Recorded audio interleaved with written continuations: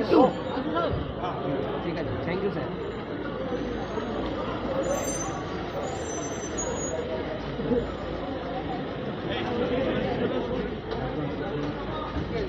জলের ট্যাঙ্ক দুর্ঘটনায় আহতদের দেখতে বর্ধমান হাসপাতালে রাজ্যপাল।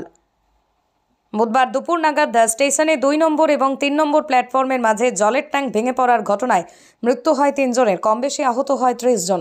আহতরা চিকিৎসাধীন বর্ধমান মেডিকেল কলেজ হাসপাতালে। ইতিমধ্যে মৃত আহতদের পরিবারের উদ্দেশ্যে ক্ষতিপূরণ ঘোষণা করেছে রেল কর্তৃপক্ষ। বৃহস্পতিবার সন্ধ্যা নাগাদ বর্ধমান মেডিকেল কলেজ হাসপাতালে আহতদের দেখতে বর্ধমান এসে পৌঁছন রাজ্যপাল সিভি আনন্দ বোস। বর্ধমান মেডিকেল কলেজ হাসপাতালে চিকিৎসাধীন সকলকে দেখে পরে তিনি সাংবাদিকদের মুখোমুখি হন। সাংবাদিকদের মুখোমুখি হয়ে রাজ্যপাল জানান, ঘটনা অত্যন্ত দুঃখজনক। রাজভবনের তরফে মৃত আহতদের পরিবারের প্রতি সব রকমের সাহায্য সহযোগিতার হাত বাড়িয়ে দেওয়া হয়। আমি এসেছি যার ভর্তি তাদের দেখতে, চিকিৎসা চলছে, চিকিৎসাধীন সকলের সাথে কথা বলেছি। চিকিৎসার জন্য সব রকমের সাহায্য সহযোগিতা করব। রাজভবন সবসময় সকলের পাশে আছে।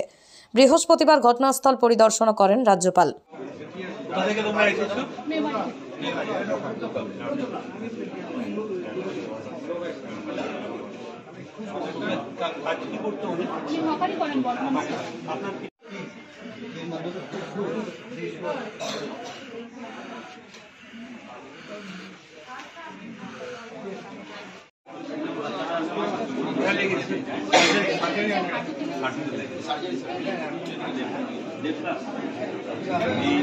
দিদি দিদি